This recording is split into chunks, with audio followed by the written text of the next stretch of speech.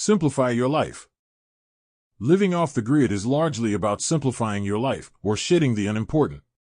You are to decide what is important to you. To me, the unimportant are property, habits, and energies that you are not immediately employing for the well-being of yourself and loved ones. So let's define these. Property can be material and immaterial. Material property are the things you own and are stored somewhere. They take space, be light or heavy. Immaterial property can be in digital form stored in a hard drive like documents or photographs. Habits are actions that take time from your day. They may be routine, random, or seldomly done. For example, smoking, exercising, and going to a place of worship are habits. Energies are available means to energize something.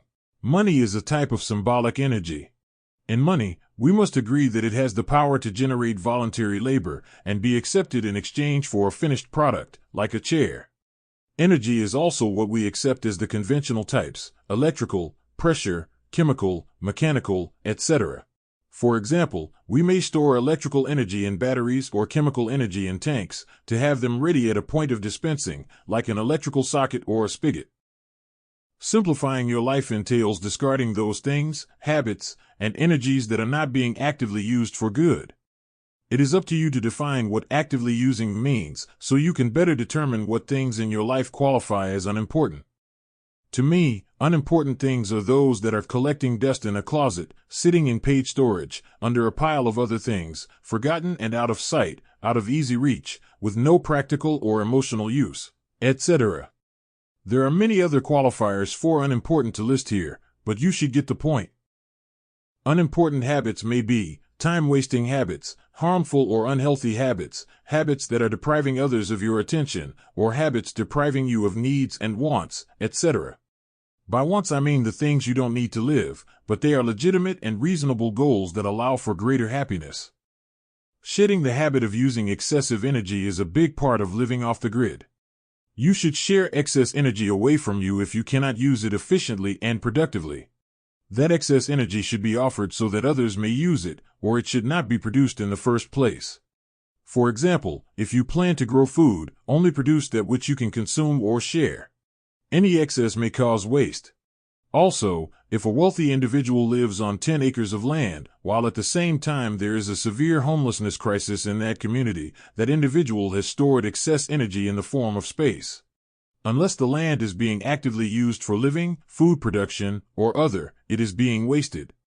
In cases of land use, many others may benefit greatly if landowners were to parcel and donate most of their land, for example to homeless individuals willing to move in. Likewise, having too much electrical charge stored in your solar battery is an example of a waste or overshoot. Overshoot indicates that you went well over your needs, in this case, on electrical production and storage. Again, in this case, you should direct some of the resources spent on the system elsewhere as needed.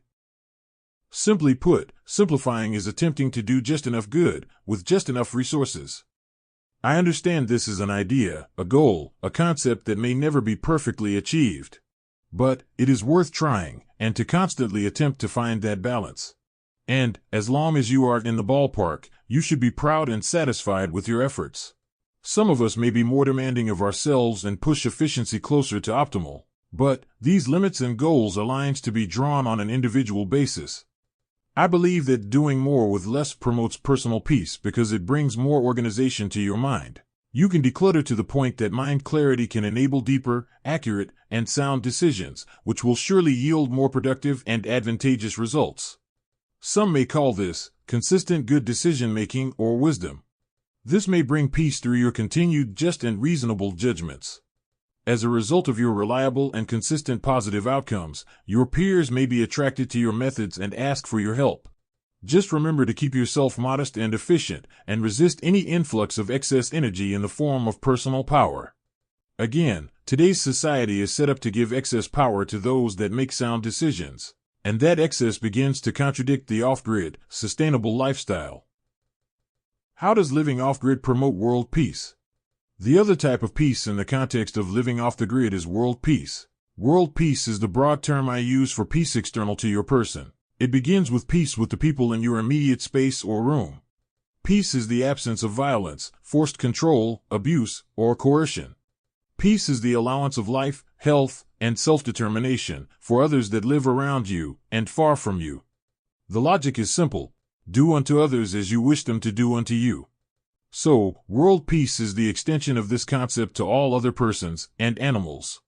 The right to exist, live, and carry a healthy, dignified, and self-ruled life should apply to you and others in the same manner. If these were respected, in all instances, I believe war and conflict would not exist. The living off-grid, efficient and just lifestyle instigates us to live in peace, if only so that we too can live in peace and carry our autonomy. You may ask, what is the ultimate source of peace? Who or what brings it about? And who or what enforces it? I believe that historical, scientific, religious, and moral teachings teach us the importance of an orderly and peaceful community.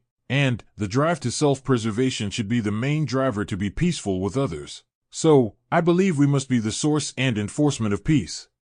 If we require it, and agree to uphold it no matter the situation, then it will remain the norm in most instances. I understand nature is full of conflict and seeming chaos. But although other animals generally engage in killing and conflict because of necessity, I believe historically, human violence and conflicts have never occurred out of necessity. Historically, we have used aggression as the ultimate enforcer. And I believe that arrogance, ignorance, greed, territorialism, racism, and more best describe the reasonings of our past and present conflicts. I believe nationalism, religious views, and racism, especially, have fueled our most recent and deadly conflicts. For example, World War II was largely fought over territory, resources, and fossil fuels. But I believe nationalism, racism, and religion were the real driving force. For example, Germany and Japan looked to expand into territories and resources controlled by other expansionist powers. This triggered the violent response of those other powers, which were engaging in colonialism long before them. I believe the ongoing massacre in Gaza has been fueled by racism and religion. Other past violent conflicts in Indochina, the Middle East, Africa, and much of the political crisis in Central and South America have been largely caused over fossil fuel resources or political views. Although racism and political and religious differences are problems we must address outside of the context of the off-grid lifestyle, living off the grid allows you to contribute to end the apparent need for wars over resources. Oppose conflict over fossil fuel resources. The living off-the-grid lifestyle I advocate here largely calls for 1. Transitioning to an extremely reduced use of energy and resources first, then 2. Transition into using alternative and renewable sources of energy. These two core steps reduce the demand on fossil fuel energy and resources significantly. Yes, I understand that even the leading alternative energy technologies require the use of some fossil fuels for their manufacture and transportation. But, even when accounting for these, if this strategy would succeed, the demand on fossil fuels would be only a fraction of what it is today. A growing body of studies have demonstrated this point, that the widespread manufacture and use of alternative energy technologies would, in fact, dramatically lower demand for fossil fuels. Accepting this, and lowering the worldwide demand for fossil fuels, conflicts over fossil fuel sources and extraction would, in theory, also significantly lower. I say in theory, because this argument is yet to be fully tested.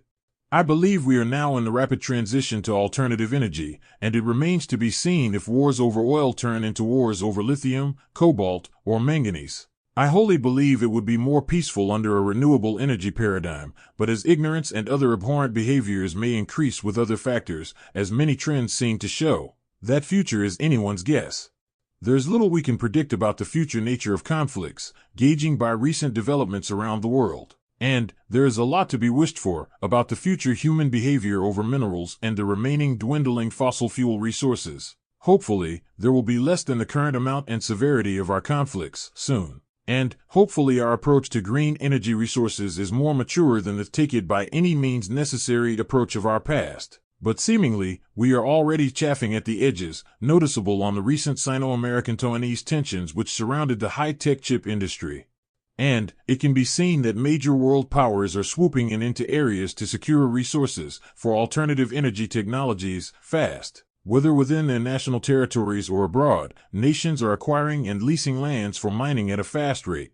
With major industries moving clearly into electrification, like the automotive industry and utility energy. In tandem, countries and major corporations are moving fast to 1. Secure sources of minerals for the many components of alternative energies, and 2. Secure the technological and supply edge to secure an advantageous position in those industries. For example, solar panels require aluminum, silver, silica, arsenic, gallium, germanium, cobalt, and indium, among others. Wind turbines require aluminum and rare earth elements for powerful magnets. And batteries, which use cobalt, graphite, lithium, and manganese. The demand for these and other minerals and metals has and will continue to increase as we move forward with these leading alternative energy technologies in several industries. As I estimate, from my humble individual viewpoint, we are moving so fast into these alternative energies because we may be trying to replace our current energy demand with green energy sources and technology. As said, I believe this is the wrong approach. If we don't simplify our energy consumption, lower it, then we may just replace our conflicts over fossil fuels with our conflicts over green resources. The demand must lower to make the whole system sustainable. Our resolve to remain in peace in our neighborhood and in the world should not be based on how much resources we think we need. Of course, peace should be accepted as a stand-alone requirement and a non-negotiable state, and as a human right, which naturally follows from the needs of our other human rights. Life, expression, happiness, self-determination, choice, etc. Having stated this, our lessened dependence on all types of resources, together with our higher level of environmental and human consciousness, we should finally renounce our most violent and destructive tendencies. These abhorrent tendencies to conquer, expand, and control by force will perhaps soon be replaced by increased voluntary trade and amicable agreements, which are enforced not by force but by class action. Meaning, by nonviolent consequences decided upon by the collection of other players or nations. How does living off the grid promote freedom? Freedom has many definitions. In the living off-grid context, freedom can be described as being free from high costs, debt, forcible lifestyles, unreasonable taxation, etc. There are other, more traditional, definitions of freedom that are essential to being able to live off the grid, and that are also benefits of such lifestyle. In other words, some freedoms are required so that you can live off-grid, while other freedoms are the result of this lifestyle. These required freedoms must be extended to you by your neighbor, community, government, etc., as human and civil rights. In turn, you must extend these required freedoms to your neighbors as well, and even your animals. Here, I will discuss the required freedoms of choice, expression, and the pursuit of happiness. Then, I will delve into the benefits of living off the grid: financial, time, mobility freedom, and freedom from employment. Freedom of choice. You must have, keep, and demand freedom to choose if you are free and live in a truly free society. Choose how to do basic things like dress, behave, speak, etc. No one should demand of you how to behave, as long as it is not harmful to others. Furthermore, you should not be forced to make choices. Free people should be able not to choose from certain choices. If you are required to make a choice, you are not truly free. For example, choose to identify a certain way, religious or not, Catholic or Protestant, Democrat or Republican. If you accept to make a choice, then two or more viable and distinct choices should be provided to you. Oftentimes, in our society, we are coerced into non-choices, or a choice between a cherry-picked option and another that will surely ruin you, making your predicament disadvantageous in multiple ways. For example, the choice between getting a set of vaccines and not being able to attend public school. I am not an anti-vaccine person, but a choice should give you viable options. To go back to your freedom to choose, the fact that you are required to make choices suggests a control-controller situation. That goes against freedom of choice, does it not? In fact, in a totally free environment, you select the choices to make the selection from. But this is clearly not the world most of us live in. For example, when selecting housing, most working adults have no choice but to pay for it. Either pay or choose homelessness. Other choices are just not viable, like temporary shelters or camping out indefinitely.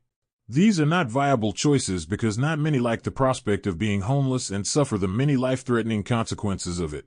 Also, you are not choosing the candidates that run for office in practice, do you? Here in the U.S., political candidates often seem to be rolled out by the rich and powerful for us to vote for. Other non-choices in our grid-tied lives include buying food, working for an income, choosing where to live, choosing what to do for a living. These, and more, are often choices given to us with limited options, or even a single option. For example, if medical school is extraordinarily expensive in your state or nation, going to medical school is not a choice for the 99% of prospect students with little to no income. Effectively, this is not a real choice for the poor, is it? Since it is practically and expectedly extremely unlikely to occur. Still, many yelled the opportunity and choice is there for everyone. Living off the grid grounds you to this reality, and its concepts encourage you to fight for your freedom of choice and fight against the imposing of non-choices. For example, in most instances you have the choice to disconnect from the grid, but the alternative may be so dire and undesired that most of us don't even consider it. For example, if you live in a rented apartment and with a family, disconnecting from the grid may be forbidden by contract, or even local ordinances, or if you have children, in some locales. In such a case, you're not given a viable choice. Although, some valiantly determined individuals may still make the choice to disconnect and fight an uphill battle in the courts and win, most people won't take such risk because the way the system is set up. This is another big reason for writing this book, to help you develop the methods that would make disconnection a viable choice. For example, I recommend that before plans for disconnection from the grid take place, you must ensure that the system will not fight your decision with tooth and nail at every step of your journey. In other words, make sure you have a reasonable shot at succeeding in your disconnection plans under the ordinances and social environment you live in. If it is exceedingly difficult to make such a decision, then it may be best to vote with your feet and move to a more friendly environment, or simply remain connected and not use those services. Consider that, if moving is a better option, you may not have to move too far and change your entire life. Just further from the areas of high control, or perhaps just another apartment or home with less stipulations on their contract or covenant. Again, you may make strategic and creative choices that yield the same or similar results. Like, if you are not allowed to disconnect from electric service, just keep the connection and turn off your main breaker. This should yield similar results, perhaps with a small connection monthly fee. Remember, as a human right you have the fundamental freedom of choice, and you cannot be made to pay for anything. Unless the authority coercing you to pay is willing to pay for you, you cannot be forced to purchase any service, especially from any one specific provider. This is surely unconstitutional in the U.S., and to my knowledge, is yet to be tested in the high courts. In your plans on how to live off the grid, you will have to find additional choices for the services provided by the grid, oftentimes on your own. Because the grid wants you to remain in your place, other choices may be suppressed or made difficult to find. As we've discussed, there are several choices for water, electrical, and communication services. As examples, you may catch, pump, or channel water to your filtering system, you may generate electricity from the sun or wind, and you may use radio and computer equipment to communicate freely. These are just some of the many other choices for grid services. But the attempts by your government to control all things and people into a mold they've created, hide, and make alternative choices are often undesirable. But, as an off-gridder, you must break through the artificial barriers placed by your governments and the middle people, and valiantly behold the possibilities.